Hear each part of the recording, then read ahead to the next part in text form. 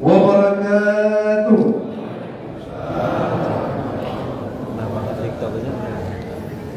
Innal hamdalillah nahmaduhu wa nasta'inuhu wa nastaghfiruh wa na'udzu billahi min shururi anfusina wa min sayyiati a'malina. May yahdihillahu fala mudilla lahu wa may yudlilhu fala hadiya lahu.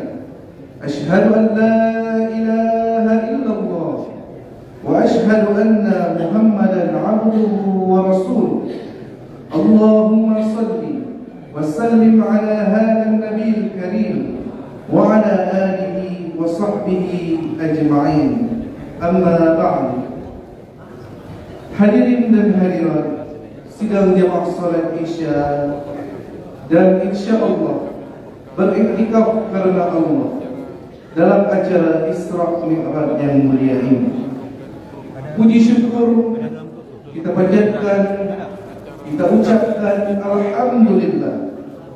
Kita panjatkan kehadirat Allah Subhanahu wa taala atas limpahan rahmat, taufik, hidayah serta inayahnya yang mana diberikan kepada kita semua, sehingga pada malam yang berbahagia ini kita dapat berkumpul di rumah Allah, yang mana langkah-langkah kaki kita tadi telah tercatat untuk beribadah kepada Allah dan duduk di dalam majelis yang dinaungi oleh malaikat-malaikat Allah, dalam majelis memperingati Isra dan Mi'raj Nabi Muhammad sallallahu alaihi wasallam pada tahun 1445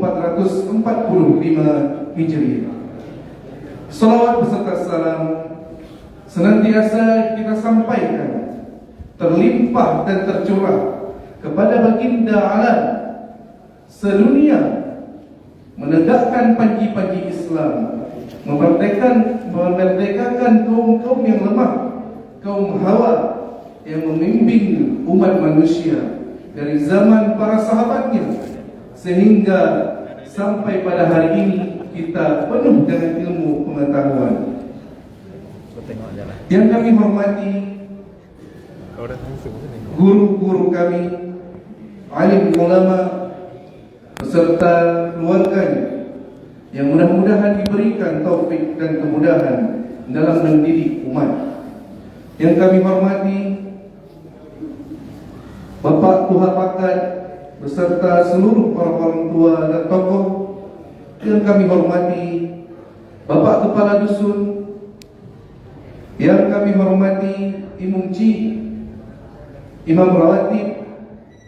Yang kami hormati Bapak Ketua BKM, Ketua Pemuda, Ketua Remaja Masjid, dan seluruh perangkat dusun dan perangkat masjid, beserta yang kami cintai, kami muliakan seluruh jamaah, bapak-bapak, abang-abang, ibu-ibu, kakak-kakak, dan semua adik-adik yang berhadir dalam majelis mulia ini.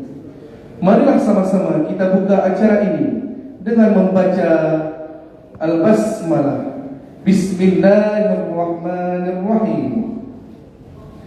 Acara selanjutnya, mari kita persembahkan pembacaan ayat suci Al-Quran yang akan dilantunkan dengan penuh kekhusyuan oleh Ustaz Haji Muhammad Iqbal Hasan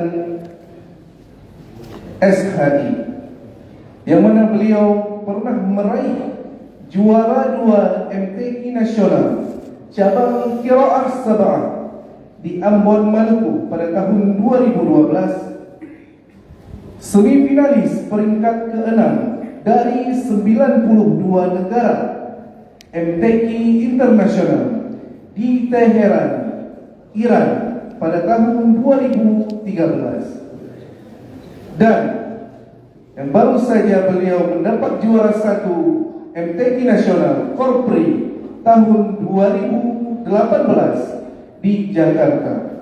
Untuk itu, marilah kita mendengarkan haflatul Quran, tilawatul Quran oleh Ustaz Muhammad Iqbal Hasan SHI. Kepada Ustaz, waktu dan tempat kami silahkan.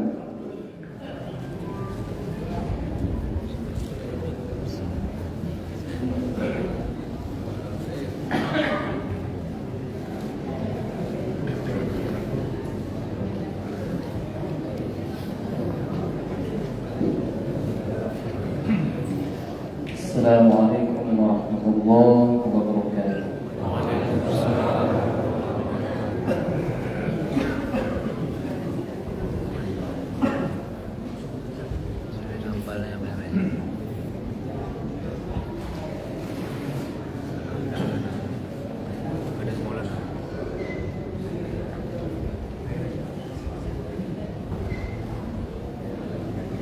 أعوذ بالله من الشيطان الرجيم.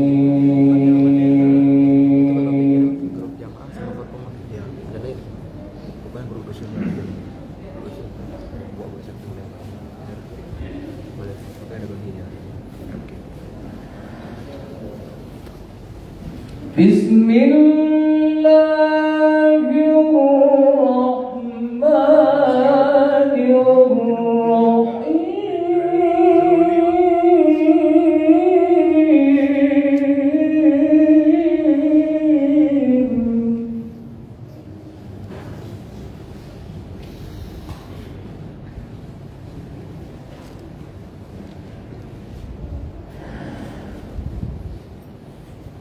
ولا تحسبن الذين قتلوا في سبيل الله أمواتا،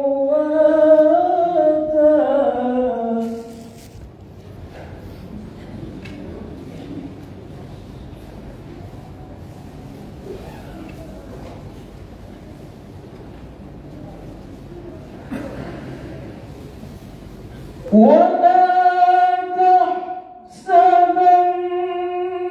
الذين قتلوا في سبيل الله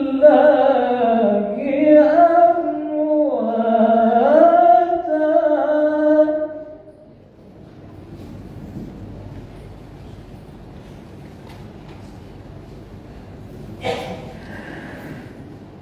بل أحياء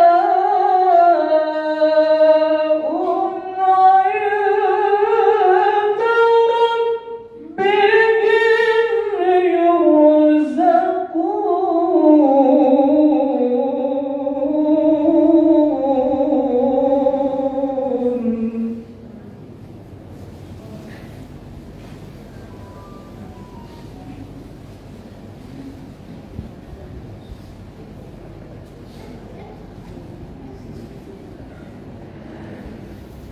فرحين بما آتاهم الله من فضله،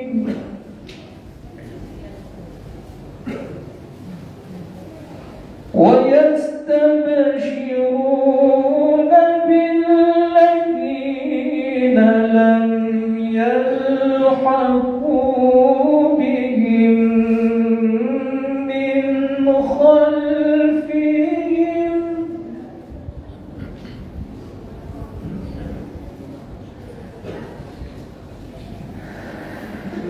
ألا خوف عليهم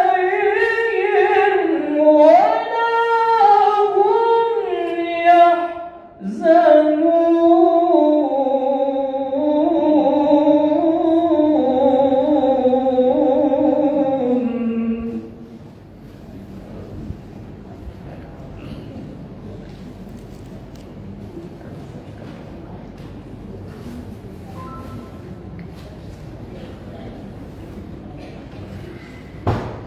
بسم الله الرحمن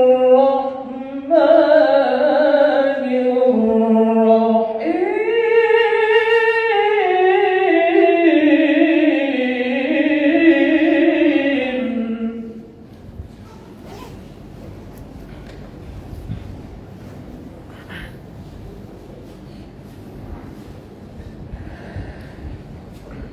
سبحان الذي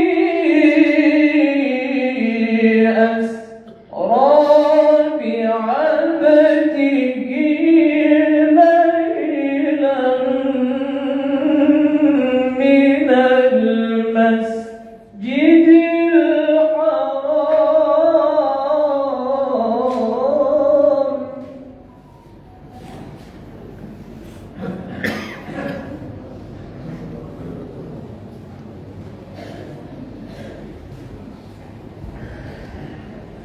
ليلا من المسجد الحرام ليلا من المسجد الحرام إلى المسجد الأقصى الذي باركنا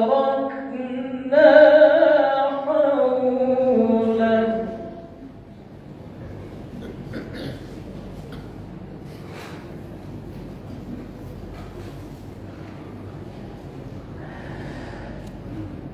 الذي باركنا حوله لنريه من آياتنا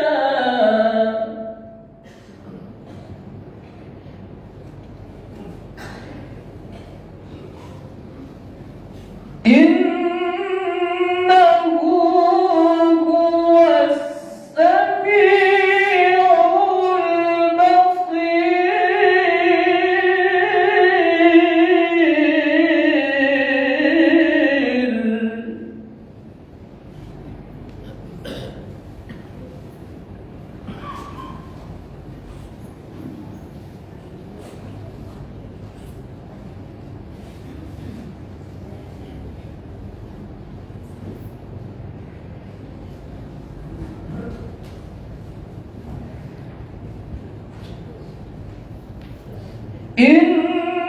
إنه هو السميع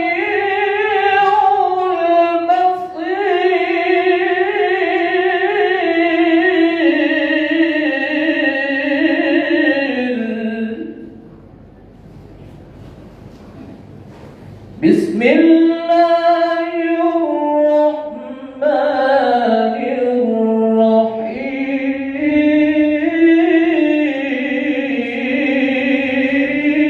الرحيم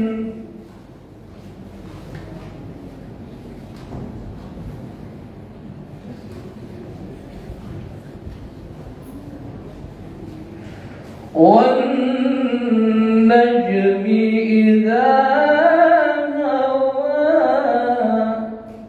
ما ضل صاحبكم وما غوى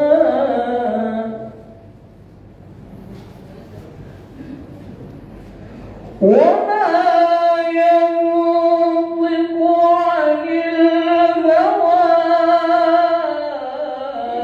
إن هو إلا وحي يوحى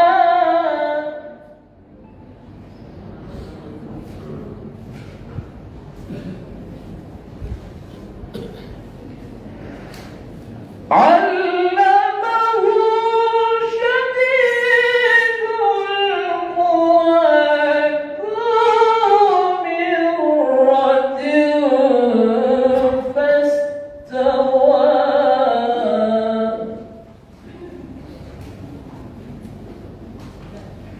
وهو بالأفق الأعلى ثم دنا فتدلى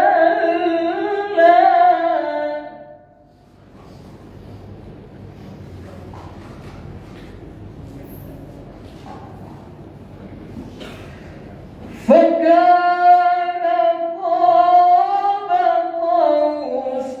قوسين أو أدنى فأوحى إلى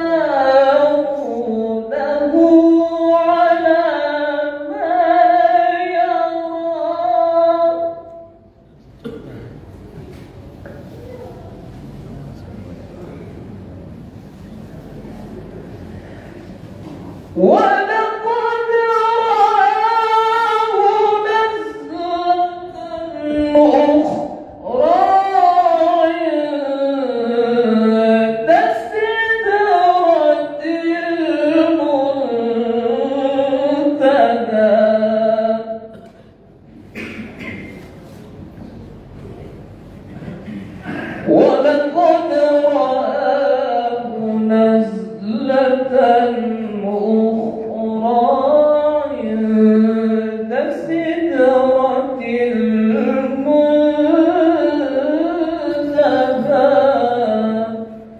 عندها جنة المأوى صدق الله العظيم.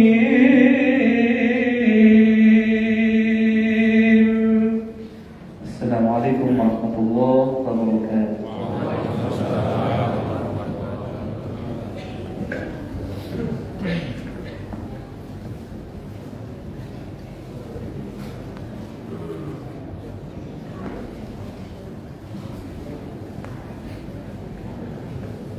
Alhamdulillah, telah kita dengar bacaan ayat suci Al-Quran, tilawatul Quran yang telah disampaikan oleh Ustaz Iqbal Hasan.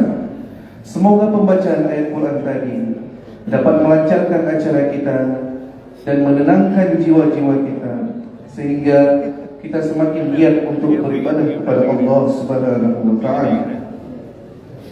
Hadirin yang kami muliakan, mari kita lanjutkan acara ini dengan mendengarkan tausiah oleh Ustaz atau Tengku Haji Dr. Amri Fatmi LCMA, yang mana dalam hal ini beliau adalah dai kondang asal Pidi, yang mana beliau pernah berceramah selama bulan Ramadan 1444 Hijriah di Amerika Serikat, Kanada, dan beliau aktif berceramah di seluruh Indonesia, khususnya khatib di Masjid Istiqlal Jakarta, dan juga aktif bersama Ustaz Hanan Ataki dalam kajian pemuda hijrah di Bandung. Dalam hal ini beliau pula sebagai Imam Besar Masjid Al-Falah Sigli. Untuk itu, kami mohon kepada Ustaz untuk memberikan tausiah, serta kami mohon pada akhirnya kesediaan Ustaz sekaligus menutup dengan doa nantinya. Untuk itu, waktu dan tempat kami persilakan dengan segala hormat.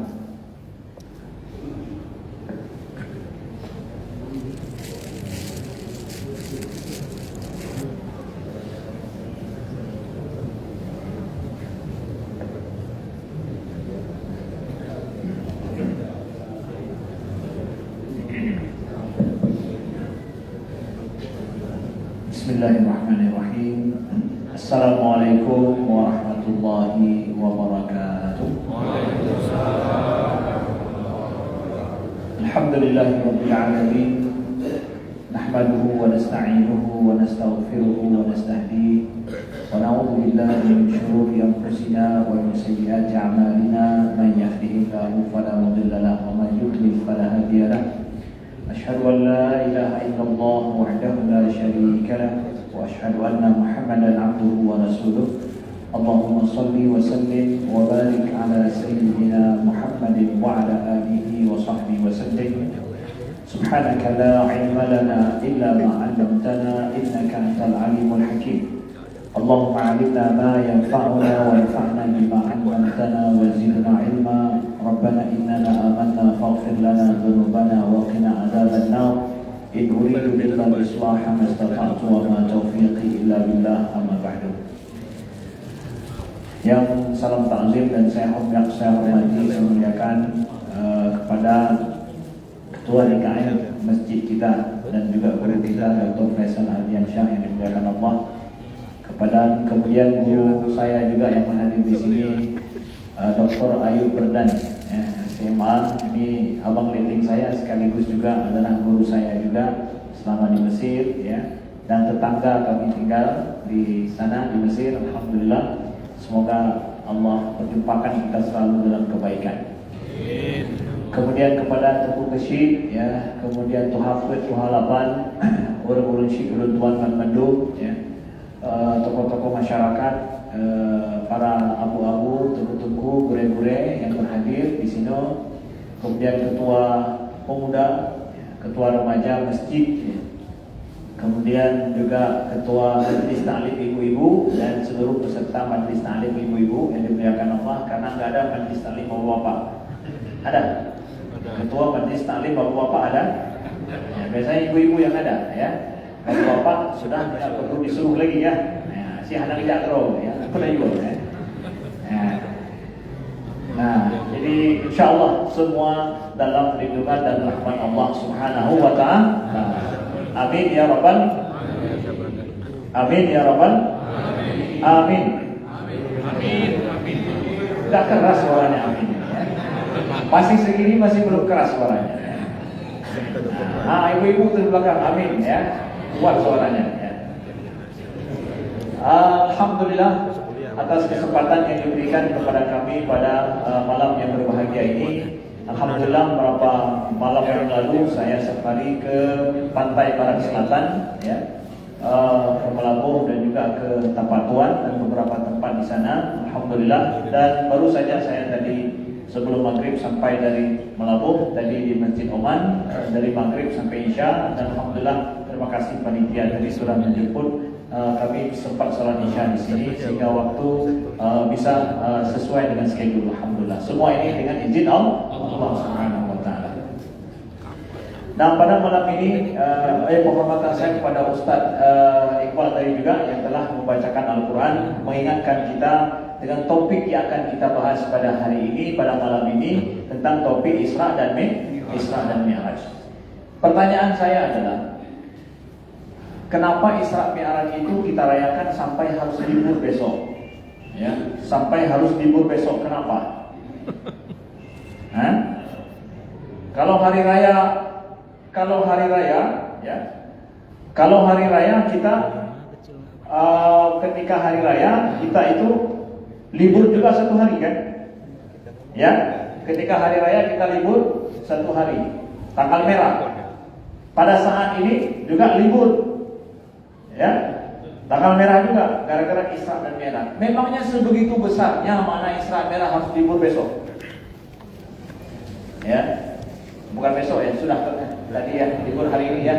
Ya, kita anggap aja besok juga masih libur. Ya, karena hari kejepit demi Isra Mi'raj. Kejepit Isra Mi'raj atau kejepit Imlek? Kejepit Isra Mi'raj. Kita nggak ada hubungan dengan Imlek kan? Ya, baik. Nah, ini adalah sebuah kebijaksanaan yang luar biasa. Artinya bahwa makna Isra Mi'raj ini harus besar dan agung memang di dalam kehidupan kita beragama hari-hari. Jadi jangan kita anggap hal yang biasa saja, enggak. Di dalam Al-Quran, kisah Isra Mi'raj ini yang kita ingin memang setiap tahun terus memperingatinya dan menggali hikmah dan pelajaran penting daripada Isra Mi'raj Nabi Sallallahu Alaihi Wasallam. Nah, di dalam Isra Mi'raj, di dalam Al-Quran kita dapatkan bahkan menjadi tema satu surat, namanya surat Al-Isra yang dibacakan oleh Ustaz kita tadi. Tapi di dalamnya satu ayat saja, ya, satu ayat saja, tapi itu menjadi tema surat. Ayat yang pertama. Subhanalladzi asra bi'abdihi lailan minal masjidil haram ilal masjidil aqsa alladzi barakna haula linuriyahu min ayatina innahu huwas samiul basir. Nah, saudaraku yang dimuliakan Allah, jadi satu ayat ini memisahkan sebuah kejadian ini menjadi tema sebuah surat. Enggak besar itu. Sampai hari kiamat diperingati, kita setahun sekali kita peringati. Ya.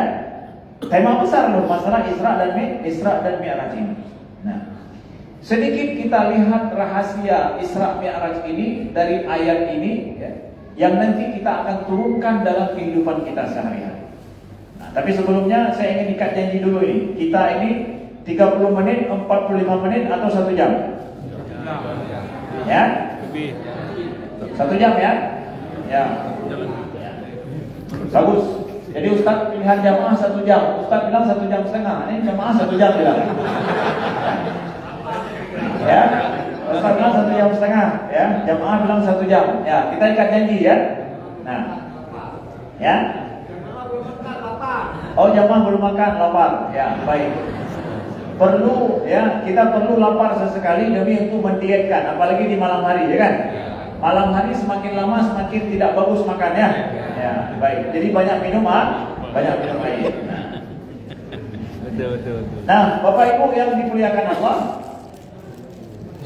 di dalam secara akidah, orang yang mengingkari Isra itu kafir. Yang mengingkari peristiwa Isra itu kafir. Tapi yang mengingkari peristiwa Mi'raj itu fasik, tidak kafir. Jadi ada dua kejadian, Isra dan Mi'raj. Kejadian Isra adalah perjalanan di malam hari Nabi dari Masjidil Haram ke Masjidil Aqsa. Yang mengingkari ini kafir loh. Kenapa? Jelas ayatnya langsung Allah jelaskan peristiwa Isra ini.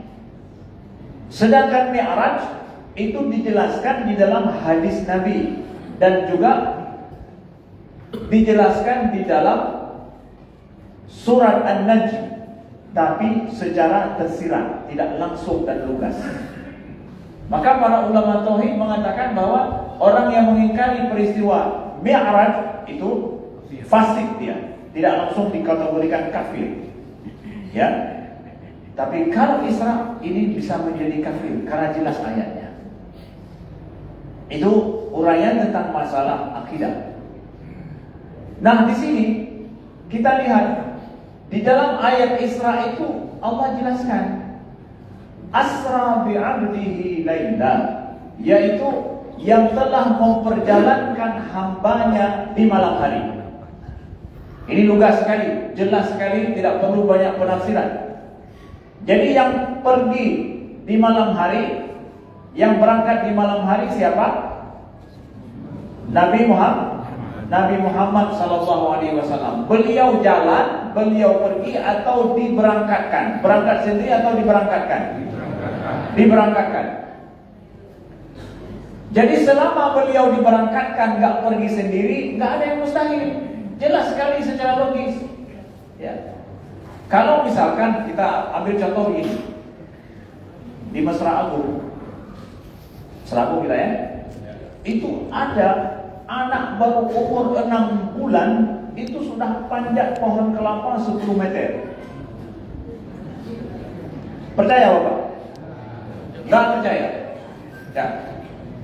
Di Mesra Agung ada anak baru berumur 6 bulan itu dibawa ayahnya panjat pohon kelapa 10 meter. Percaya? Percaya. Jelas? Itu bisa saja. Mungkin ayahnya nggak terpilih kemarin waktu caleg, apa kejadian?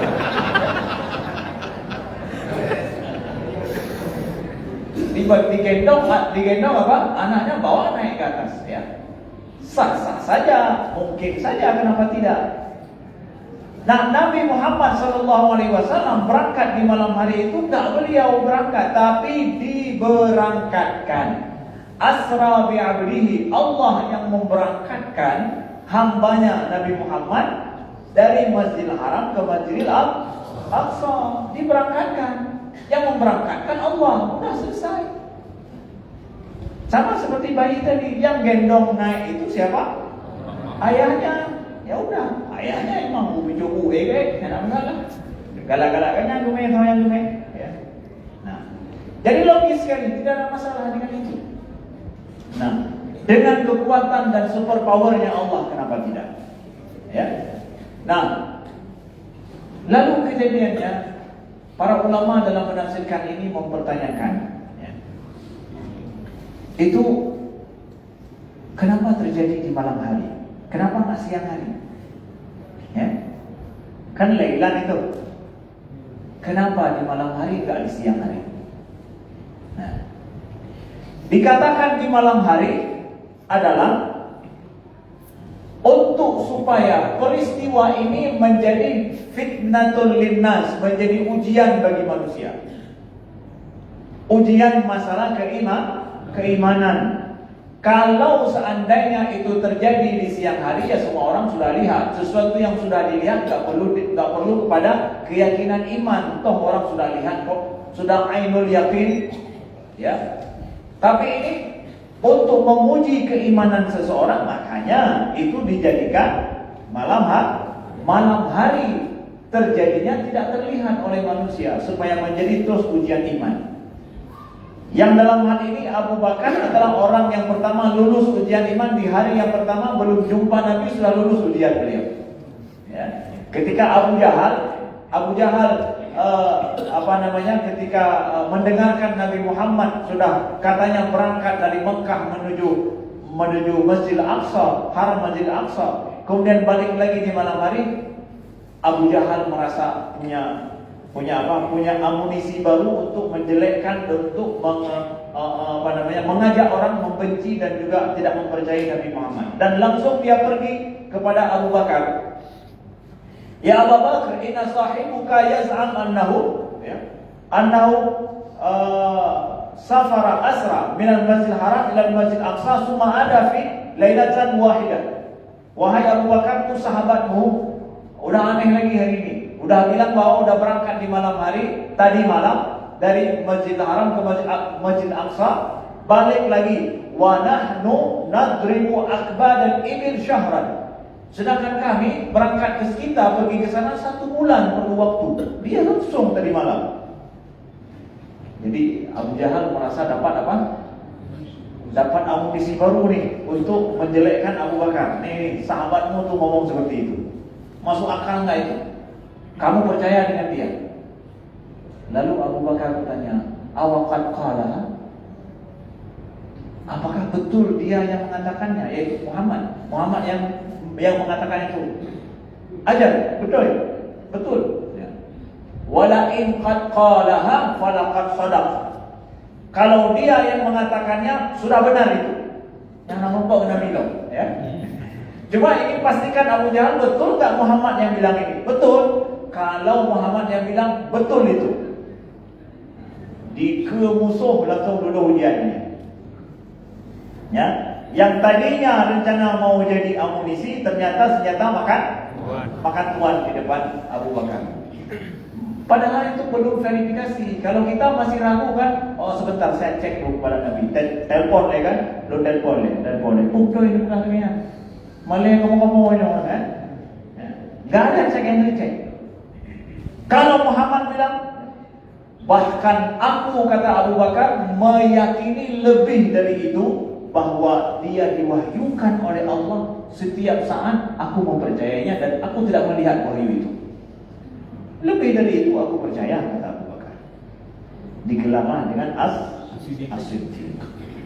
Keyakinannya itu, nah inilah dia ujian iman. Ujian iman terjadinya di malam hari supaya menjadi ujian iman bagi siapa saja pada saat itu.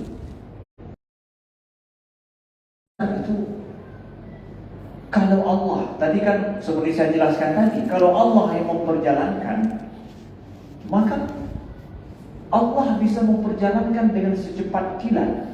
Karena perjalanan dari Masjidil Haram ke Masjid Aqsa, bahkan ke Sidratul Muntaha itu yang kita dapatkan dalam hadis riwayat Imam Bukhari yang sahih tentang Nabi naik ke langit sampai 7 lapis langit itu tembus dengan semua penjagaan dari malaikat. Itu terjadi 1 malam. Iya, 1 malam. Pertanyaannya, ketika Allah mampu untuk membawa hambanya, kenapa perlu waktu 1 malam? Kenapa enggak segedip pandang saja? Kenapa 1 malam? Ya. Jadi bayangkan dalam hukum fisikanya kita tahu bahwa kekuatan itu berbanding terbalik dengan waktu. Kalau misalkan kita pergi dari Masra Agung ke mana? Katakan ke Masjid Oman, ya, pakai sepeda, butuh waktu berapa lama? Sejam ya. Yang suka wing mana nih? Yang suka wing ya? Katakan 1 jam. Saya pakai motor, berapa jadinya? Ya, 15 menit. Kalau subuh 10 menit. Ya. 15 menit kita katakan. Kenapa beda waktu? Karena power lebih. Power daripada sepeda dengan power daripada motor, motor lebih powernya. Ketika powernya lebih, waktunya mengecil, singkat.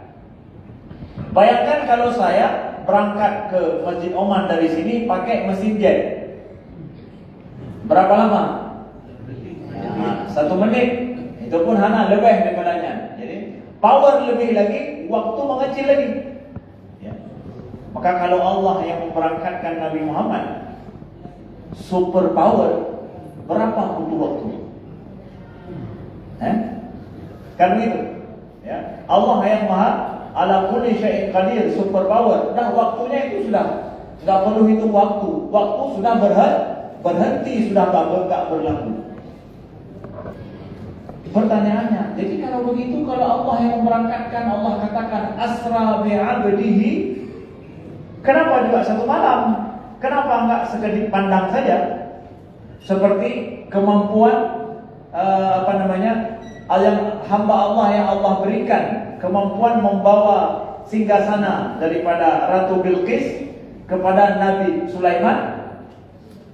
Sekejap langsung sampai kan? Dengan power diberikan oleh Allah Subhanahu wa taala. Waktu tidak berlaku di situ. Tapi ini kenapa juga 1 malam? Kan Allah yang sampai begitunya ulama tafsir mempertanyakan. Nanti kalau kita buka tafsir, ulama tafsir semua kemungkinan dipertanyakan dan ingin dicari hikmahnya kenapa. Nah, saudaraku yang dimuliakan Allah, di antara hikmahnya itu adalah bahwa Nabi Muhammad itu diperjalankan oleh Allah dengan ruh dan jasad beliau. Ruh dan jasad beliau. Dan jawabannya adalah linuriyahu min ayatina, untuk kami perlihatkan kepadanya daripada tanda-tanda kekuasaan kami. Nabi Muhammad itu ruh dan jasad berangkat ke sana. Karena ruh dan jasad beliau berangkat ke sana, maka jasad itu masih berlaku hukum jasad. Dia setiap hukum jasad setiap itu perlu waktu. Diperlihatkan berbagai macam kejadian-kejadian yang ada, itu butuh kepada waktu. Nabi Muhammad langit pertama, langit kedua, langit ketiga sampai ke-7 itu berbicara dengan para anbiya, berbicara dengan para malaikat. Itu semua perlu kepada waktu. Dan ketika Nabi Muhammad turun, perjalanan pulang beliau dari Masjid Aqsa ke Masjidil Haram, itu Nabi menjumpai 3 kafilah orang Quraisy yang sedang pulang dari Syam menuju ke Mekah dalam perjalanan. Nabi melihat mereka dan Nabi mengetahui onta mereka itu berapa jumlahnya, apa yang terjadi dengan setiap kafilah itu. Ada kafilah yang sudah kehabisan air, ada kafilah yang ada ontanya sudah lari, sudah lepas, mereka lagi cari ontanya satu yang sedang lari, dan ada kafilah yang sudah mendekati kota Mekah. Itu Nabi tahu itu. Nabi jumpai mereka dan Nabi lewat dengan mereka. Itu semua perlu waktu. Nah, makanya perlu satu malam, karena itu bagi jasad Nabi perlu waktu. Tapi bagi kekuatan Allah dengan diragukan. Nah, saudara yang dimuliakan Allah. Ya. Kemudian Allah sampaikan linuriyahu min ayatina, untuk kami sampaikan, kami nampakkan kepada mereka tanda-tanda kekuasaan kami. Min ayatina, di antara tanda-tanda kekuasaan Allah. Jadi tidaklah semua Nabi sampaikan kepada kita apa yang beliau lihat di sana. Tetapi ini menjadi sebuah pertanda bahwa misi Nabi Muhammad dimulai setelah ini. Setelah Isra dan Mi'raj ini. Sebagaimana Nabi Musa, ketika Allah berfirman, "Wa ma tilka biyaminika ya Musa." Apa itu di tanganmu wahai Musa? Tongkatku wahai Allah. Allah suruh, "Alqiha ya Musa." Lempar dia wahai Musa. Dilempar oleh Nabi Musa. Ya. Kemudian juga disuruh masukkan tangan beliau ke dalam saku beliau, kemudian berubah apa nampak terang benderang. bercahaya, bersinar silau. Ya. Allah katakan setelah Allah nampakkan tongkat berubah jadi ular, Nabi Musa kemudian takut melihatnya. Khudha wala takhaf, kata Allah, ambil dia, jangan takut. Nabi Musa ambil, berubah menjadi itu. Dites oleh Allah, lalu Allah katakan, linuriyaka min ayatina al-kubra, supaya wahai Musa kami nampakkan kepadamu tanda-tanda ayat kami yang besar. Itu sebelum jumpa Fir'aun.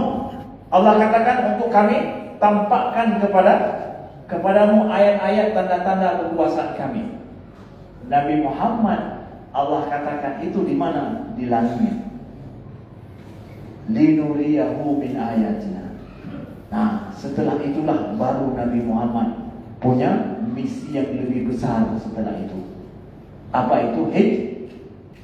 Hijrah.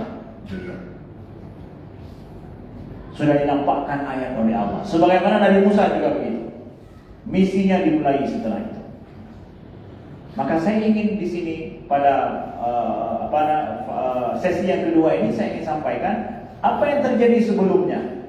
Flashback sebentar, supaya kita ingin mengambil ibrah besar daripada peristiwa Isra Mi'raj ini. Sebelum terjadi Isra Mi'raj, kita tahu para ulama dalam konteks Isra Mi'raj membahas tentang masalah bahwa meninggalnya dua orang yang sangat berjasa pada Nabi Muhammad. Siapa itu? Pertama meninggal paman beliau, yang kedua meninggal istri beliau Khadijah. Yang membackup dari luar Abu Thalib, yang membackup dari dalam Khadijah. Kedua-duanya meninggal dalam satu waktu, dalam satu tahun itu, sehingga disebut dengan Amul Huzni, tahun kesedihan. Bersedih sekali Nabi. Jadi Bapak Ibu, jangan kita pikirkan bahwa orang-orang yang dikasihani Allah itu tidak mendapatkan musibah berat dalam hidup. Kalau kita pikir-pikir, kapan pantas Khadijah itu wafat? Setelah berhasil. Setelah hijrah kan? Setelah hijrah, setelah berhasil menang perang, menang itu semua diambil oleh Allah. Tapi Khadijah meninggal setelah terjadinya pemboikotan Nabi di Syekh. Pemboikotan Nabi selama 3 tahun ada. Sangat bersedih Nabi, sangat bersedih. Makanya kita tidak bisa mengukur takdir Allah. Janganlah kita kemudian ingin mengatakan bahwa Allah sayang tidak ya sama saya. Masa orang yang paling saya sayangi, saya butuhkan dalam hidup justru diambil bukan pada waktunya. Jangan berburuk sangka kepada Allah. Dan jangan kita menggantungkan kasih sayang Allah itu pada orang yang kita kasihani. Kalau selama orang kita kasihani ada, Allah sayang sama saya. Kalau orang yang saya kasihani tidak ada lagi, berarti Allah murka sama saya. Enggak benar begitu. Salah begitu. Kalau kita meyakini begitu. Tapi tetap kukuhlah iman kita kepada Allah. Maka Nabi Muhammad SAW akhirnya berangkat menuju ke Taif. Ke Taif di sana, beliau berangkat ke Taif karena tidak ada yang menjamin beliau lagi di Mekah. Jadi orang Quraisy semakin berani kepada Nabi Muhammad, mereka ingin membunuh beliau. Akhirnya mereka tidak berikan ruang kepada Nabi Muhammad di Mekah. Nabi Muhammad akhirnya berijtihad pergi dengan Zaid bin Harisah menuju ke Taif. Tapi apa hendak dikata, di Taif hari Nabi masuk, hari itu Nabi harus keluar. Dilempar dengan batu sampai Zaid bin Harisah yang memeluk tubuh Nabi supaya tidak terkena batu di tubuh beliau. Tetapi karena dilempari, yang kena justru kaki Nabi banyak berdarah, karena kaki tidak bisa dilindungi oleh Zaid bin Harisah. Kalau tubuh Nabi dipeluk, dilempar dari kiri, kemudian beliau peluk dari kiri, dari kanan, dari depan, dari belakang, tapi kaki yang disasar. Akhirnya kaki Nabi berdarah-darah keluar dari Taif. Sampai Nabi singgah di sebuah kebun anggur. Ya. Di situ Nabi mengadu kepada Allah. Yang sampai pernah ditanyakan oleh istri beliau, Aisyah radhiyallahu anha, "Ya Rasulullah, apa hari yang paling sedih dalam hidupmu? Apakah kejadian kalah dalam perang Uhud atau ada yang lain?" Kita tahu dalam perang Uhud Nabi terluka, wajah Nabi terluka dalam perang Uhud, dan Hamzah syahid pada saat itu, dan 70 sahabat lain syahid. Dan bahasanya dalam taktik perang yang mungkin dianggap kalah. Apakah itu hari bersedihmu? Kata Nabi, tidak. Ada yang lebih daripada hari Uhud. Apa itu? Hari beliau hijrah ke Taif. Itu sangat pilu bagi Nabi SAW. Sampai datang malaikat gunung ingin minta izin supaya Mekah itu ditimpa dengan gunung Mekah itu. La'utabbiqanna 'alaihim akhshabain. Kalau engkau izinkan wahai Muhammad, itu dua gunung Mekah itu ditimpakan untuk mereka. Kata Nabi, enggak. Aku mau daripada orang-orang Mekah itu nanti an yakhruju min aslabihim man ya'budullah wa la yusyriku bi syai'a. Aku ingin nanti dari sulbi-sulbi mereka keluar akan lahir anak-anak yang akan menyembah Allah, tidak menyekutukannya dengan sesuatu apapun. Nah, begitu. Jadi setelah kejadian itu, akhirnya apa? Setelah kejadian itu, Nabi Muhammad SAW gak bisa balik ke Mekah. Kenapa? Gak ada yang menjamin beliau. Zaid bin Harisah pada saat itu menangis karena, "Ya Rasulullah, kemana kita akan pergi?" Ya. Tapi Nabi menjawab kepada Zaid, "Wahai Zaid, jangan engkau menangis. Inna Allah nasiru rasulahu." Allah itu akan tolong, akan membantu Rasulnya. Tenang saja. Bagaimana Nabi balik ke Mekah? Nabi utus Zaid bin Harisah untuk jumpai seorang tokoh Mekah, tokoh Quraisy yang bernama Mat'am bin Adi. Namanya siapa?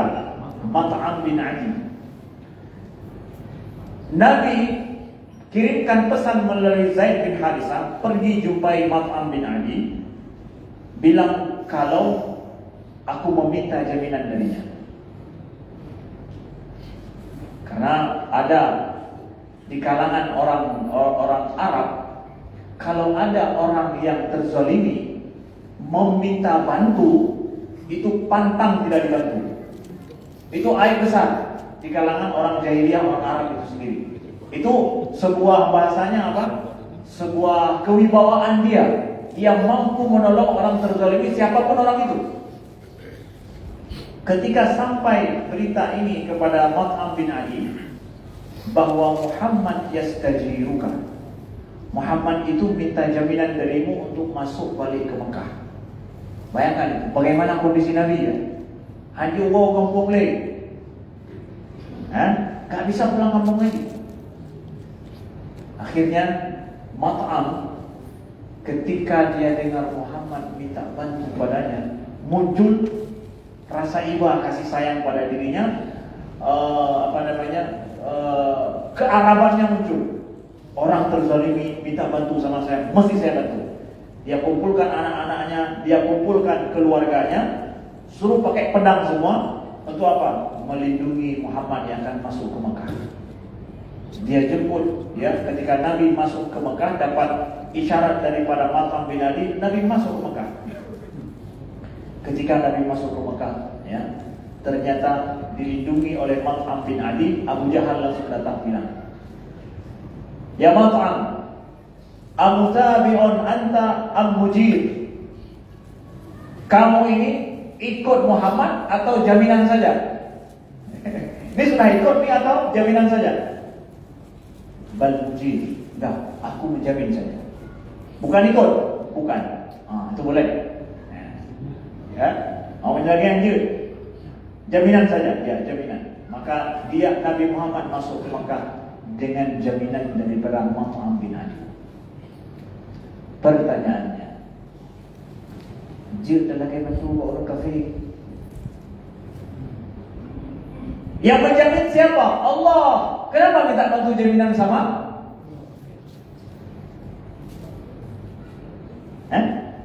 Kenapa minta bantu sama jaminan itu? Allah jamin, tenang saja. Orang kafir itu nggak akan ngapa-ngapain. Ngapain takut? Allah satu-satunya akan melindungi. Pakai terus, jalan terus. Ini orang yang sekedar berpikir seperti ini, akidahnya benar, tapi perbuatannya salah.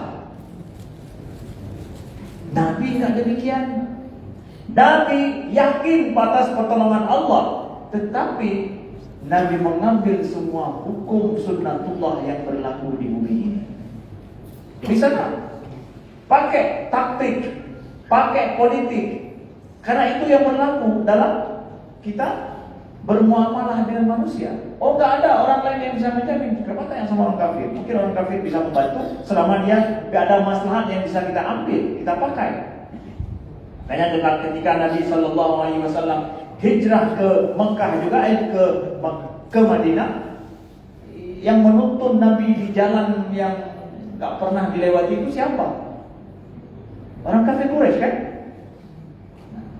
Kita harus paham ini loh.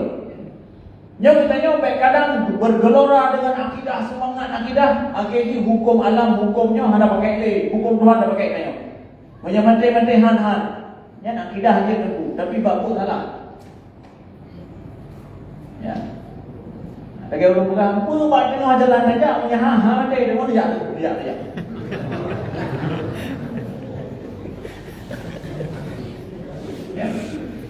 Makanya ikuti sunnah Nabi begitu. Nabi bagaimana? Perjuangan beliau dalam hidup di bumi ini, di alam ini, Nabi ajarkan kita ambil semua sebab akibat. Ambil semua hukum itu.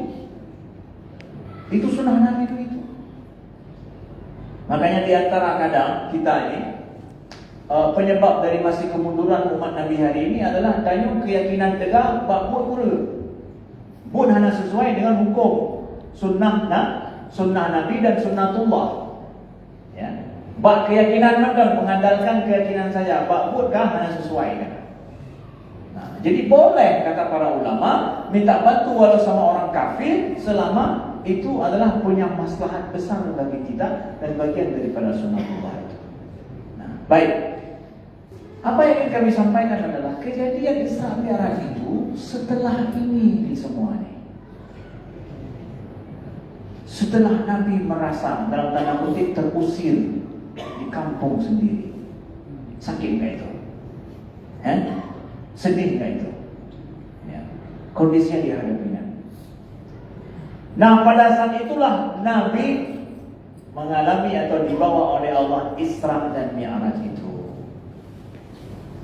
Maka penting di sini kita pahami, boleh jadi dalam hidup kita terusir di bumi ini, tapi yang penting kita diterima di langit. Ya. Gak masalah, mungkin kadang dalam hidup kita terusir di bumi, tapi kita diterima di langit di sana. Mungkin dalam hidup kita nggak dikenal sama manusia, tetangga pun hanya ibu hiup nanyo. Tetangga saja nggak memberi harga pada kita. Tapi jangan sampai penduduk langit sana juga tak mengenal siapa kita. Itu rugi dunia akhirat. Rugi dunia akhirat. Jangan terbalik. Terbalik seperti apa? Ya, yang penting dikenal di bumi, walau tak dikenal di langit. Ini terbalik ini. Yang penting populer di bumi, di langit terserahnya. Ini salah. Karena hari ini masa-masa popularitas, masa-masa kami milenial dan anak-anak kita Gen Z kemudian di bawah kami kalau saya ini masuk generasi milenial, ya. Sedang di bawah saya itu sudah generasi Gen Z dan seterusnya katanya menurut ilmu sosial begitu katanya hari ini. Nah, ini masa popularitas. Siapa yang populer itu yang didengar, siapa yang populer itu yang benar. Kakruohnan. Bubutoi guraya ke sebut dia terakam tapi hana populer hana kai dengar. Bak balik ya. Hana kai dengar karena hana populer. Yang populer yang didengar. Dan untuk populer hari ini mudah. Cuma mudah-mudah. Kau populer. Ya. Nam-nam itu kau populer. Nyawa bukan? Ya.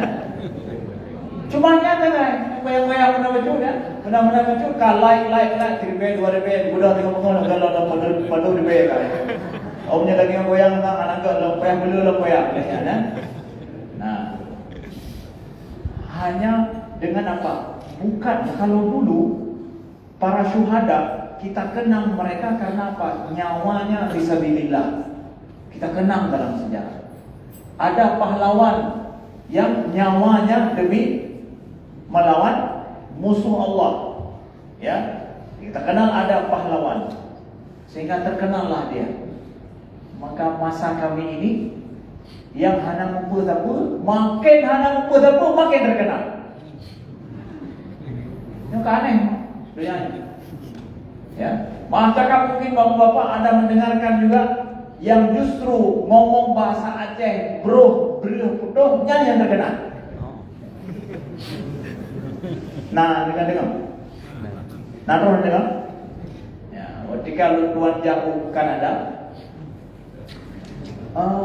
ramai sekali yang tanya, kontak saya tanya, Ustaz, nak jumpa dengan Abu Laut. Abu Bul, ya. Orang melarang kan?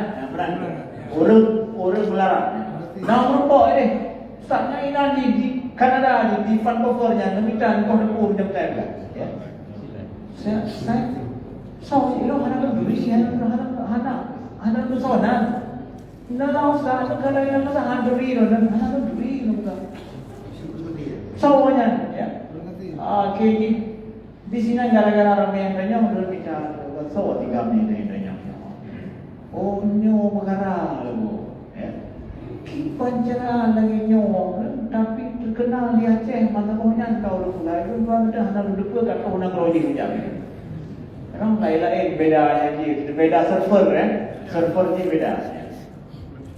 Artinya, nyok kalau dia lupa, hana boleh lupa, makanya hana lupa kahronan, ya. Pati hayu rondo, hana rondo tanya, ya. Tapi semakin hana adab, semakin terkenal.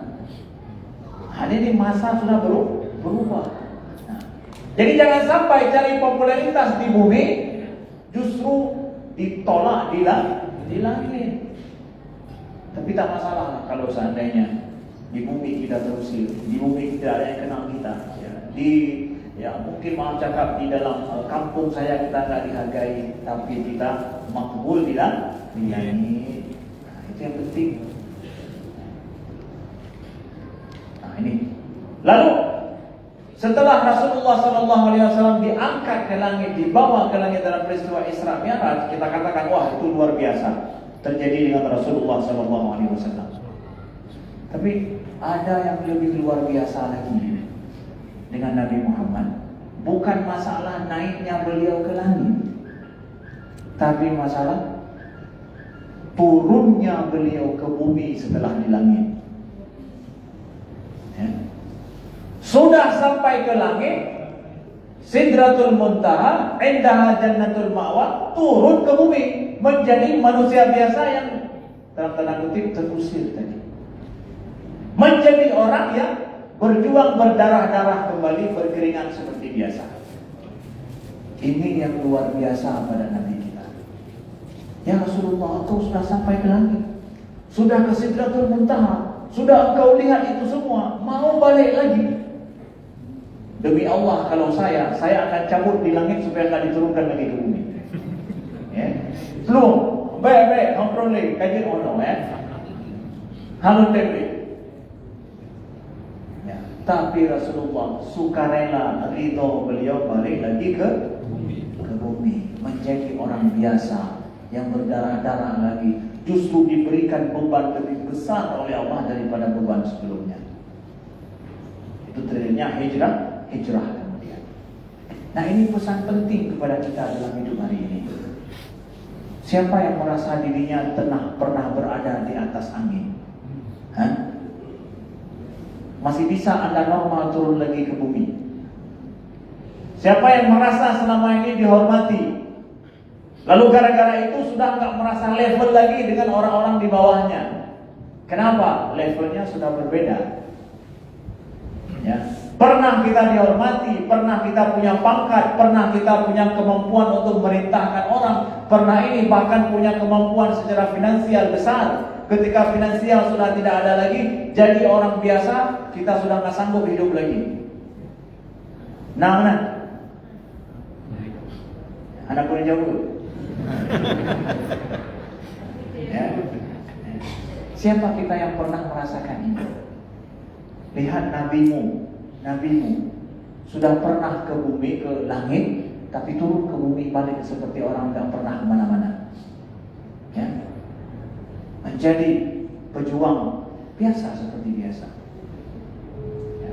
Dulunya begini, yang sekarang pun begitu. Gak ada masalah, gak aib bagi beliau. Gak mengharapkan, gak level saya lagi. Saya sudah level langit loh.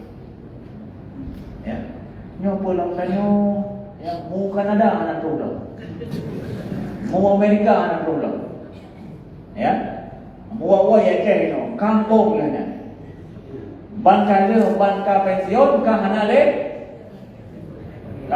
boleh lah. Ataupun kau merasa bahwa kau takut dengan masyarakat, nggak berani bergabung lagi dengan masyarakat. Kenapa? Saya pernah begini, nggak bisa lagi. Makanya penting itu dalam Al-Quran Allah sebutkan ayat itu, bahwa para nabi-nabi itu diutus adalah rijalan yamshuna fil aswaq. Itu adalah laki-laki, adalah orang-orang yang berjalan di pasar. Nabi-nabi yang diutus oleh Allah itu dulu juga sebelum Nabi Muhammad itu adalah orang-orang yang berjalan di pasar, kata Allah. Kenapa pasar sendiri yang disebutkan oleh Allah dalam Al-Quran? Orang berjalan di pasar, pakon di pasar disebutkan. Bahkan han berjalan-jalan di jalan, berjalan-jalan gunung. Tapi kenapa di pasar? Bayangkan ini ya, orang terbaik, orang terpandang, dicintai Allah, para nabi, tapi berjalannya di mana? Disebutkan dalam Al-Quran, yamshuna fil aswaq, berjalan di pasar. Nah, kan ada hadis sering kita dengar tuh, sebaik-baik tempat di mana? Seburuk-buruk tempat? Pasar. Jarang tuh. Kenapa dalam Al-Quran disebutkan nabi-nabi berjalan di pasar, bukan berjalan-jalan di masjid atau duduk-duduk di masjid? Perbaiki. Nah, ya. Makanya ketika saya jumpa Bapak Yusuf Kalla, ketika beliau menjadi Wapres, ya, tahun 2000, akhir tahun ya, 2000 gitu ya, 2020 ya. 2020 saya jumpa sama beliau. Alhamdulillah ya, perjumpaan dengan takdir Allah, kekeluargaan ya, setelah salat subuh beliau undang ke rumah beliau, rumah dinas. Saya duduk dengan beliau di dapur, bahkan lagi duduk tempat beliau biasa makan, duduk di situ, bicara sampai 1 jam. Padahal itu jam kerja beliau pada hari Senin ya. Duduk, banyak yang dibicarakan dan saya tanya sama beliau, belajar. Di antara yang beliau keluhkan adalah ini para dai-dai kita ini selalu banyak ngomong, kata beliau, ini seburuk-buruk tempat di pasar. Coba kalau bukan orang muslimin yang menguasai pasar, siapa yang akan berkuasa secara ekonomi? Jadi konteksnya harus diperbaiki. Jangan asal sudah dianggap pasar itu sudah buruk lah orang ke pasar. Ya. Konteksnya harus disesuaikan. Jangan asal tuh pakai hadis kepada tempat yang menjadikan orang antipati dengan apa? Dengan bisnis yang halal. Di mana bisnis yang halal? Dia di pasar lah. Nah, ya. Antara keluhan beliau saya ingat adalah itu. Nah, kenapa di pasar? Nah, lihat nih, nabi-nabi itu berjalan di pasar. Kita akan paham di pasar sekarang. Pernah di pasar. Pernah itu. Justru menyahana tak pernah hanya jauh pasar. Di mana ada semua kebutuhan apa? Kebutuhan kita, disitulah kita akan pergi. Menjauh pasarnya mendapat kaitan pernah. Ya, kan? Kemudian dari segi barang, kemudian dari sisi yang lain manusianya. Duntau nainan, ya. Nah, yang ubai yang mana-mana binana, ya. Nah, yang macam maaf cakap yang minta terkah binainan, yang belum pula grade binainan. macam manusia itu ngumpul di pasar. Dari yang jujur sampai yang curang dan mu'eh sekalipun, tak ada itu dalam dunia. Muzafat itu.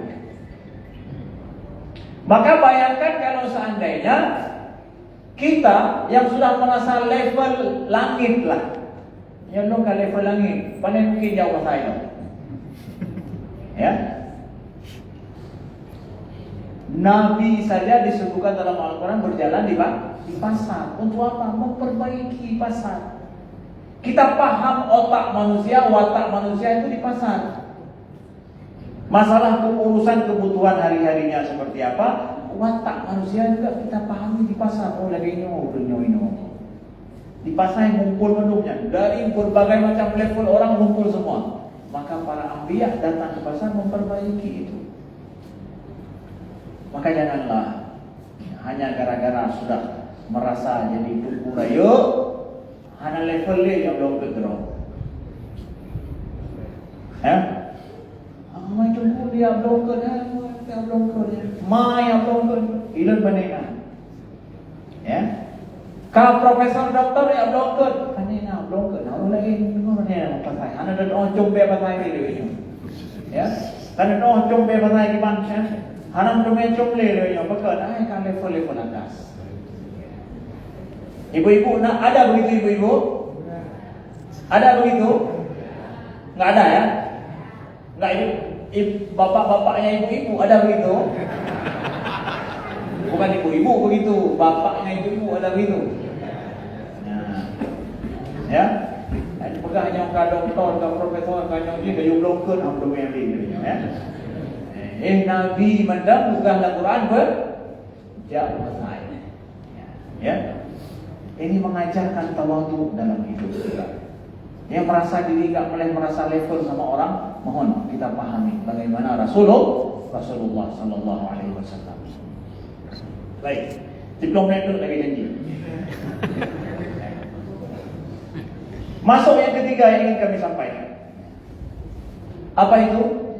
Kita tidak bisa pisahkan peristiwa Isra Mi'raj ini dengan masalah sholat. Ya. Masalah sholat. Saya tidak akan bahas masalah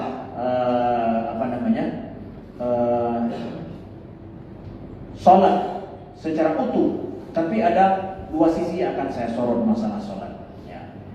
Banyak yang menyalahi pemahaman mereka ketika Nabi Muhammad SAW itu dirujuk Nabi Musa rujuk lagi suruh balik sampai tinggal pertama kali 50, akhirnya jadi 5 ya. Rujuk lagi ya. Sampai akhirnya tinggal 5. Yang 5 itu pun akhirnya apa? Disuruh rujuk sama Nabi Musa balik lagi. Umatmu enggak sanggup karena aku sudah mencoba umatku, ya.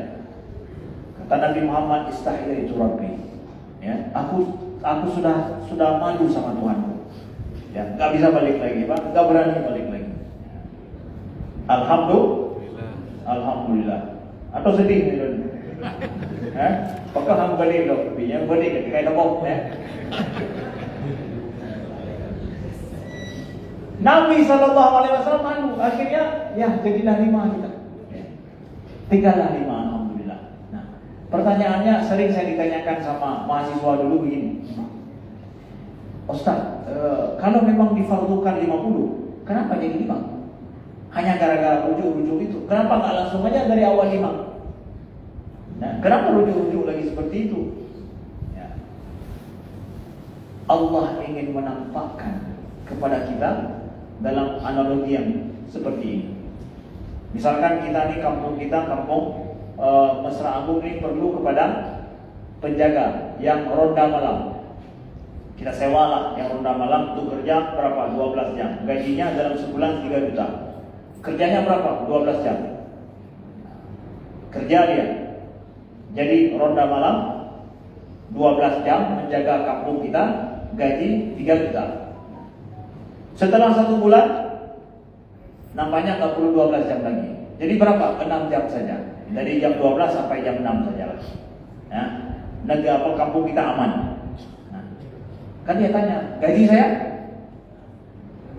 Hai kau bilang bubut. Gaji saya gimana? Tenang, gajimu tetap 3 juta. Kerjanya saja 6 jam saja.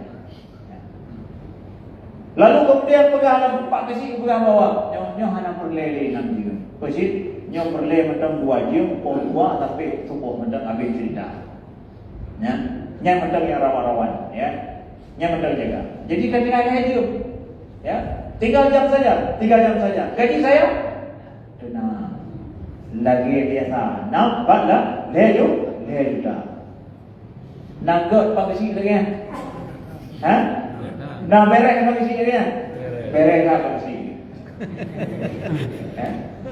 Buat kurang tapi peng tetap lagi anggaran lain dah hanya kurang. Buat dia kurang anggaran hanya kurang kamu tulis lagi awal lagi ya. Kaya mana? Maka Allah ingin kasih tahu kepada hambanya, kasih sayangnya kepada hambanya. Dari 50 jadi 5, yang dikasih tetap 50. Perbuatan pekerjaan dikurangi, tapi yang diberi tetap 50. Innal hasanat bi asyri amsalha, kata Allah dalam Al-Quran. Sesungguhnya kebaikan itu berlipat 10. 5 kali 10 50. Setiap hari kita dapat 50 kebaikan dari sholat kita. Pemberian Allah 50, pekerjaan dikurangi. Man kalaginya. Kalaginya. Hai jaga malam sih, cium tangan. Allah ingin kasih tahu itu kepada kita. Kemudian pesan kedua tentang masalah sholat yang kami sampaikan adalah, saya merasa bersedih melihat bahwa di kampung-kampung Aceh kita ini masih banyak orang yang tak menjaga sholat. Saya tak katakan di kampung luar lain lah, kita masyarakat Aceh kita ini masih banyak yang tidak mau sholat. Problemnya di mana kira-kira? Sini pendapatnya, Pak masalah haji, udah mandang ketika semayang. Atau yang nana pengalaman sini pendapatnya. Boleh lebih pendapat, hukum yang ada pengalaman. Dia lebih pendapat, kan? Ya. Kenapa masih ada dan orang yang dia tidak peduli dengan sholat? Kenapa?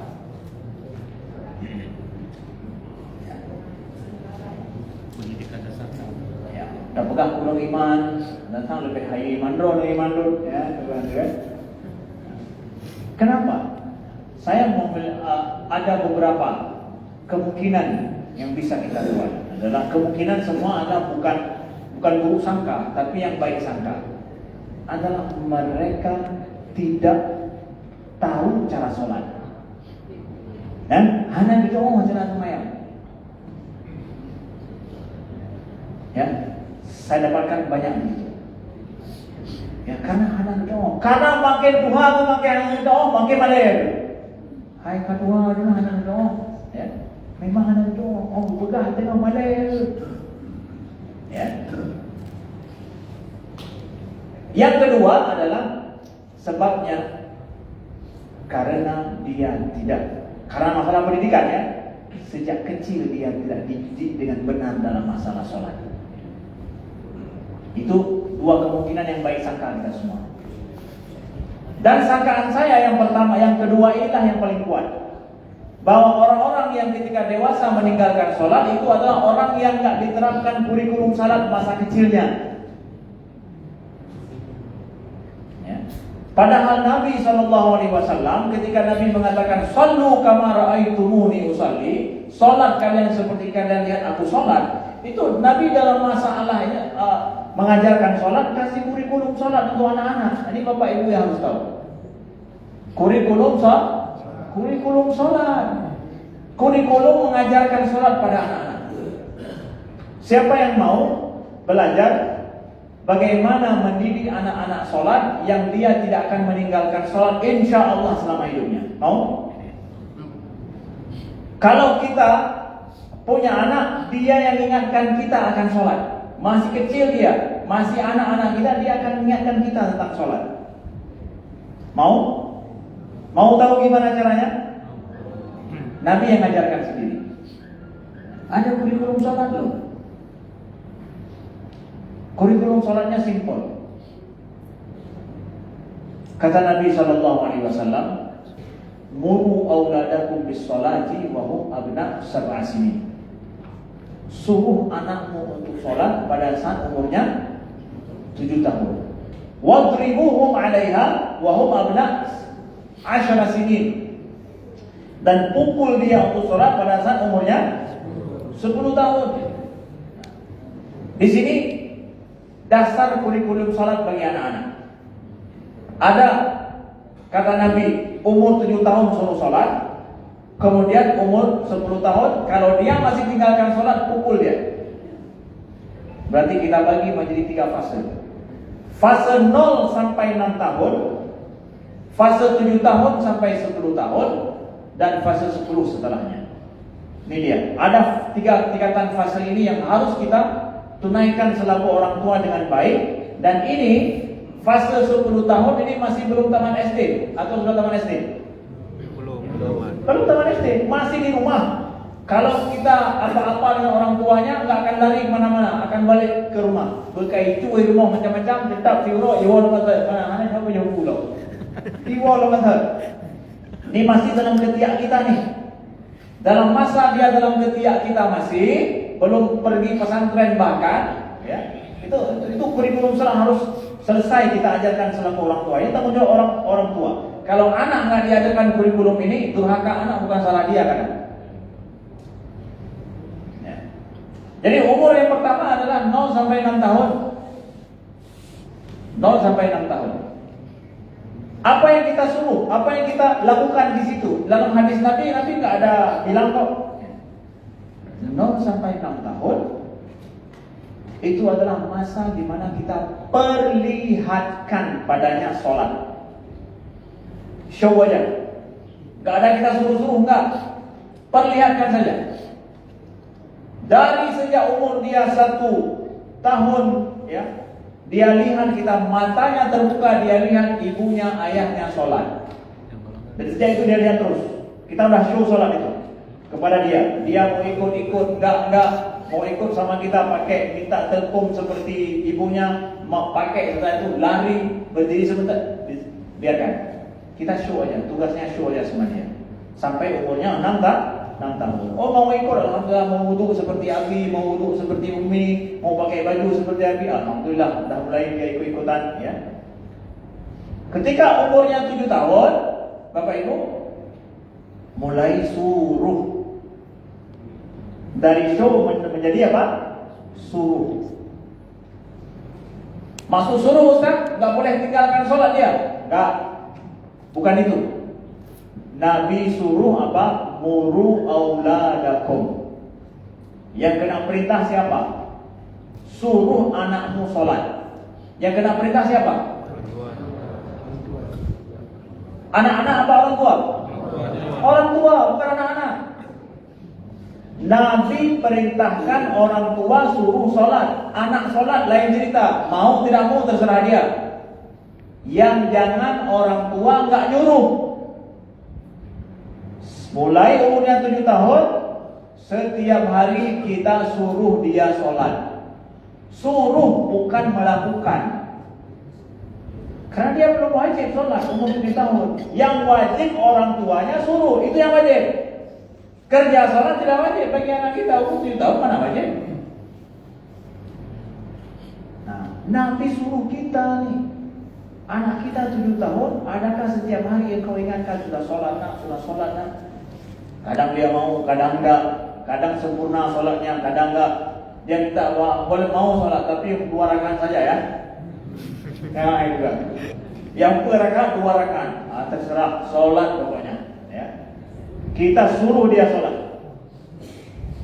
Dalam fase 7 tahun ini, umur 7 tahun Bapak Ibu, yang harus garis bawahi, jangan anak dipaksa sholat, tapi disuruh, diingatkan.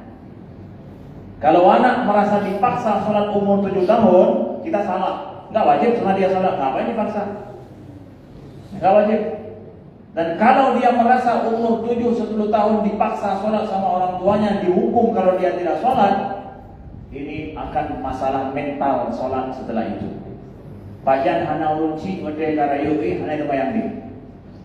Karena dia punya ingatan dulu dipaksa orang tuanya untuk sholat. maka dia mengharapkan suatu saat orang tua tidak ada, gak akan sholat. Ini bahaya. Tapi yang penting apa? Suruh dia, ayo nak sholat. Sebelum tidur sholat ya, wudhu dulu sholat ya. Kadang-kadang di wudhu, hana di wudhu sembahyang ya Allahu Akbar. Ya, nah, tak ada pula lagi kan. Besok-besok wudhu dulu biar bersih kakinya, biar bersih, biar dicintai Allah. Jangan buat mereka dipaksa, jangan. Tapi target terus, motivasi dia. Senangkan dia untuk sholat. Beli baju baru, pakai untuk sholat. Kain sarung, ada kawan-kawan pakai kain sarung, adik pakai kain sarung juga. Bikin dia ini. Ya. Bawa dia ke masjid juga. Ya, bawa dia ke masjid. Ya. Ikut dengan kita. Begitu. Anak-anak kita banyak pergi sholat di masjid. Banyak ya. Ada bikin ribut? Hah? Gitu ya. Itulah masalahnya kan. Itulah masalahnya Ustaz. Anak-anak bikin ribut. Yang gak bikin ribut siapa? Bapak-bapak. Itulah bedanya bapak sama anak-anak. Ya, pun masalah teman. Yang berbeda adanya dengan anak ini. Tapi anak-anak yang bikin ribut ketika sholat itu, ya, dia belum mendapatkan pendidikan sholat secara lengkap dari orang tuanya. Kasih tahu setiap saat ke masjid tidak boleh ribut ya. Dari rumah kasih tahu. Ya, Abi bawa ke masjid jangan boleh ribut ya. Duduk atau ikut sholat. Kalau mau ribut mau lari di luar. Silakan lari setelah sholat lari di luar. Main di luar. Ya. Kasih ingatkan terus. Saya sudah mencoba itu 4 orang anak saya coba dari yang besar sampai yang kecil, saya ajarkan itu ke masjid. Alhamdulillah, walaupun yang umurnya sekarang 3 tahun, saya bawa ke masjid tidak bikin ribut. Tapi pernah sesekali dia lupa, kejar-kejaran dengan kakaknya. Imlek udah sholat, saya panggil. Udah janji tadi kan gak ribut? Iya, enggak ribut. Betul. Memang masalah dia itu, ada masalah. Tapi anak itu penurut rupanya. Kalau dikasih tahu dengan benar. Jadi yang mandang garu-garu, kena ya haji salah. Tapi ji hana itu dengar dari ya. Kalau dengar dari ya. Kayak mana? Nyata kita mendengar. Insya Allah bisa. Jadi jangan antipati kita kepada anak-anak masjid. Silahkan bawa anak-anak, ajarkan dari awal bagaimana sholat di masjid yang benar. Kasih tahu orang tuanya tua, gendanya di masjid, tak pegang. Di masjid jangan ribut-ribut, duduk manis. Kalau mau lari silakan boleh di luar, jangan di dalam. Tapi dono hicap dia dengan tengok. Hamu ya oleh masjid pakai na tunggunya. Hicap dono ada haja gara-gara dono. Saya pernah jumpa sama ayah-ayah yang lapor seperti itu. Ya, anaknya nggak mau ke masjid gara-gara tunggu bulan. Leh anak leh tunggunya, alhamdulillah baru ijazah.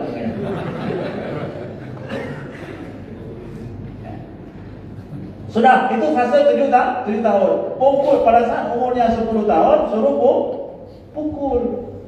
Pukul apa? Pukulan darban ghairu mubarri, yaitu pukulan yang tidak melukai, tidak meninggalkan memar, tidak redong bahasanya macam. Ya. Itu ketika umurnya 10 tahun. Artinya apa? Kalau dia masih meninggalkan sholat, nampakkan kita marah. Kita harus tegas bahwa sholat ini nggak boleh ditinggalkan. Ya. Tapi kalau umurnya 10 tahun masih belum tahu cara sholat, siapa yang kita pukul?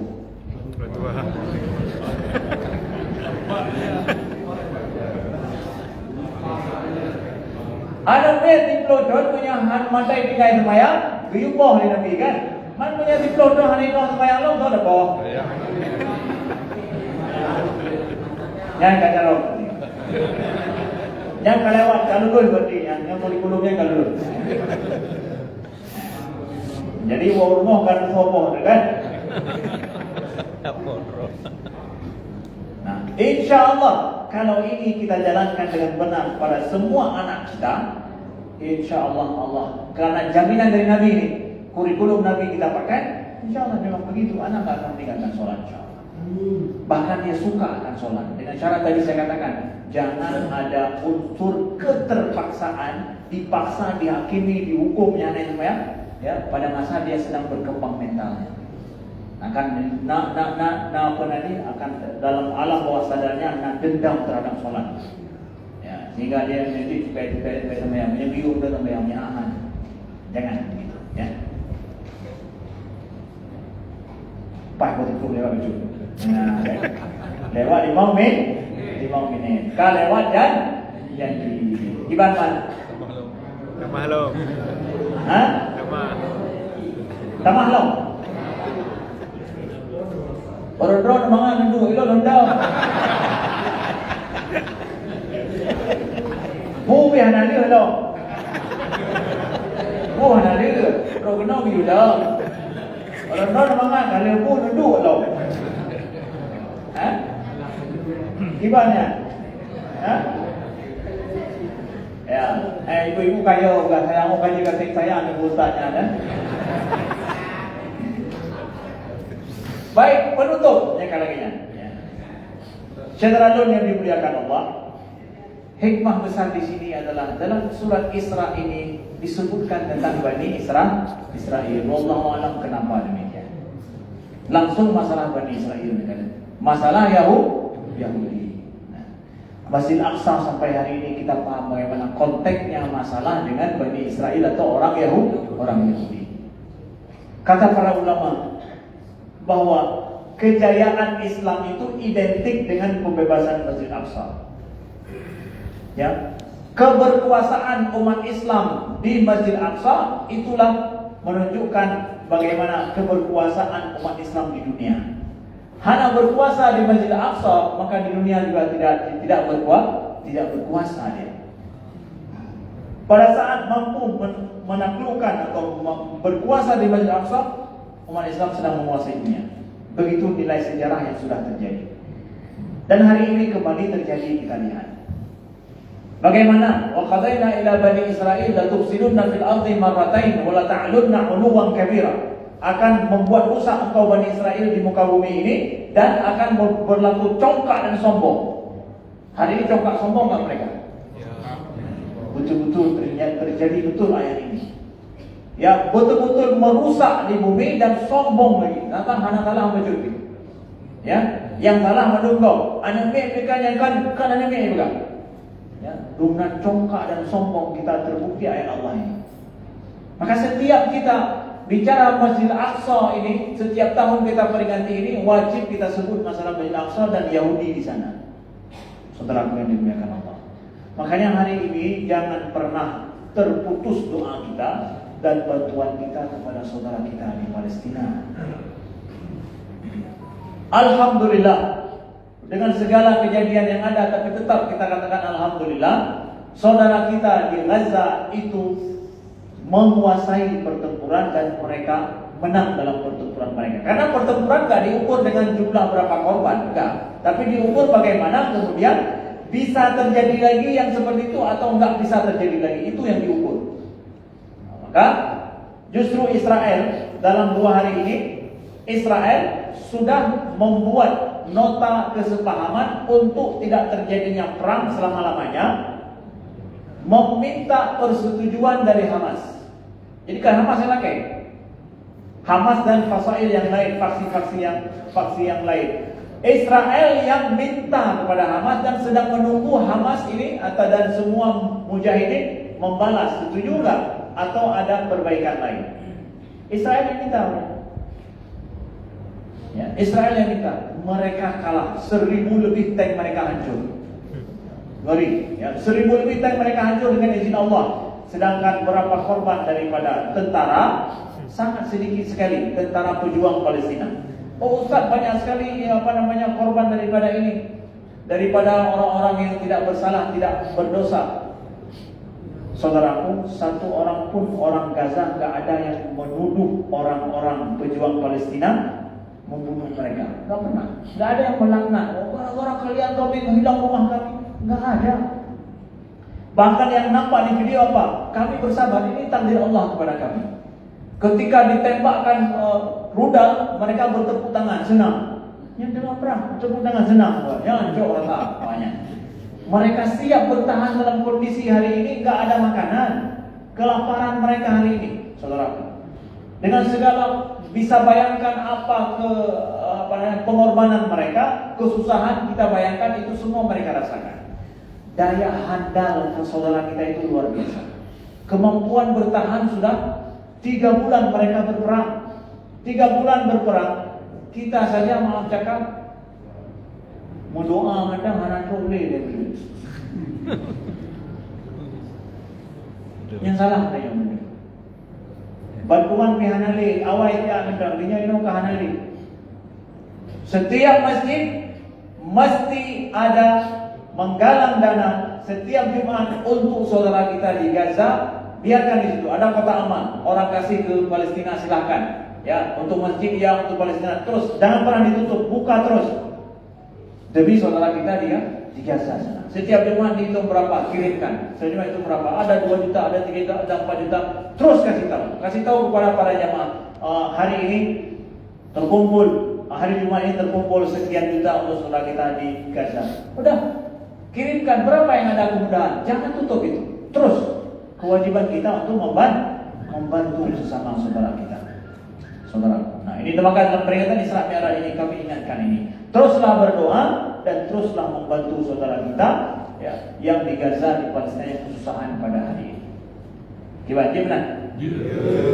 Insyaallah ya. Saya tahu di sini memang selalu ada, alhamdulillah ya. Mungkin sampai di sini matang pertemuan tayo di Bauronyo. Insyaallah mudah-mudahan Allah beri umur panjang dan berkah di balik waktu dan kesempatan. Dan ucapkan terima kasih dan sama-sama kita berdoa kepada saudara kita di Palestina dan juga kepada kita semua. Alhamdulillah rabbil alamin hamdan yuwafi ni'amahu wa yukafiru mazidah. Allahumma shalli wa sallim wa barik ala sayyidina Muhammadin wa ala alihi wa sahbihi wa sallim. Allahumma ighfir lana dhunubana wa liwalidayna warhamhuma kama rabbayana shaghira. Allahumma ighfir lil muslimina wal muslimat wal mu'minina wal mu'minat al ahya'i minhum wal amwat bi rahmatika ya arhamar rahimin. Allahumma ansur ikhwanal muslimin al mujahidin fi Palestin. اللهم انصر اخواننا المسلمين المجاهدين في فلسطين اللهم انصرهم على اعدائهم المعتدين اللهم عليك باليهود ومن عاونهم اللهم ارنا فيهم يوما اسودا واقتلهم بددا ولا تبقي منهم احدا يا رب العالمين اللهم يا منزل الكتاب مجري السحاب حازم الاحزاب اهزمهم وزلزلهم يا رب العالمين اللهم شتت شملهم وفرق جمعهم برحمتك يا عزيز يا قهار اللهم ارزق لنا صلاة في مسجد الأقصى قبل الممات اللهم ارزق لنا صلاة في مسجد الأقصى قبل الممات إنك على كل شيء قدير اللهم اجعل جمعنا هذا جمعا مرحوما وتفرقنا من بعده تفرقا معصوما اللهم أرنا الحق حقا وارزقنا اتباعه وأرنا الباطل باطلا وارزقنا اجتنابه اللهم لا تسلط علينا بذنوبنا من لا يخافك ولا يرحمنا اللهم لا تسلط علينا بذنوبنا من لا يخافك ولا يرحمنا اللهم ول أمورنا خيارنا ولا تولي أمورنا شرارنا اللهم ول أمورنا خيارنا ولا تولي أمورنا شرارنا يا رب العالمين ربنا آتنا في الدنيا حسنة وفي الآخرة حسنة وقنا عذاب النار وصلى الله على سيدنا محمد والحمد لله رب العالمين الفاتحة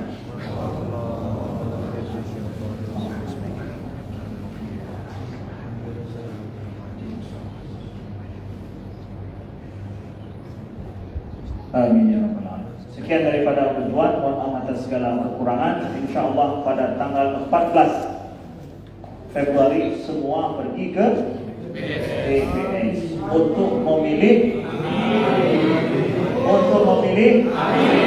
orang yang sholat. Orang yang sholat.